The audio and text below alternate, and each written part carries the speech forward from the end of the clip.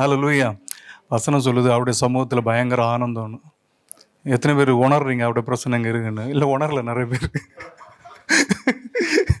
எத்தனை பேர் உணர்றீங்க? எல்லாருமே ஊழியக்காரங்க தான், எல்லாருமே தேவனை பார்த்தவங்க தான், எல்லாம் அனுபவம் உள்ளவங்க தான். எத்தனை பேர் சந்தோஷமாக இருக்கிறீங்க, ஹாப்பியாக இருக்கிறீங்க? ஸோ அவருடைய பிரசன்னத்தின் ஆனந்தம் நம்மளை நிறைக்கட்டுமே. ஆமேன். ஸோ ஒரு புதிய அட்வென்ச்சர், ஒரு புதிய காரியத்துக்குள்ள மகன் கால் எடுத்து வைக்கிறாரு. அவருடைய ஜாய் அதிகமாக நிறப்பட்டோம் அவருடைய வாழ்க்கையில். இதுவரைக்கும் இல்லாத ஒரு ஓவர்ஃப்ளோ, ஜாய் ஓவர்ஃப்ளோ இருக்கும். அதே நேரத்தில் கிறிஸ்துவின் பவுல் சொல்கிறார்ல, கிறிஸ்துவின் அன்பின் நீளமும் ஆழமும்.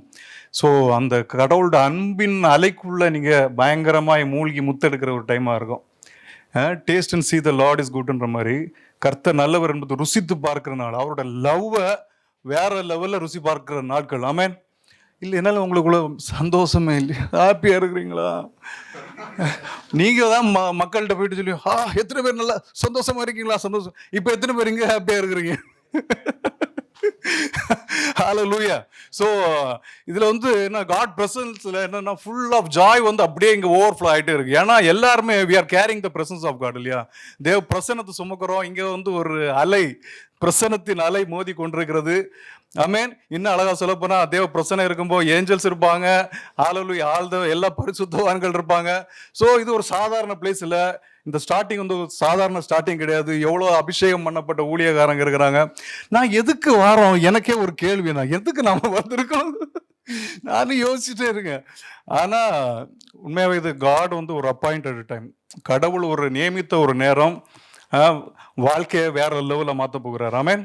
ஸோ ஒரு அபிஷேகத்தின் மலை, அப்படிதான் நான் சொல்லுவேன், ஒரு அபிஷேகத்தின் மலை. ஹல்லேலூயா. அந்த லவ் ஆஃப் காட் உங்க தலை மேல, அது லிமிட்லெஸ். அது என்ன சொல்லுது, அந்த அகாப்பே லவ் உங்க லைஃப்ல மேனிஃபெஸ்டேஷன் ஆகிறத பார்ப்பீங்க. ஹல்லேலூயா. நோ மோர் கிரை. ஆமேன். உன்னதத்தில் அவரோடு கூட உட்கார்ந்து ஆளுகை செய்கிற நாட்களா இருக்கும். ஆமேன். சேர் பாத்தீங்களா? நான் சொன்ன பாத்தீங்களா?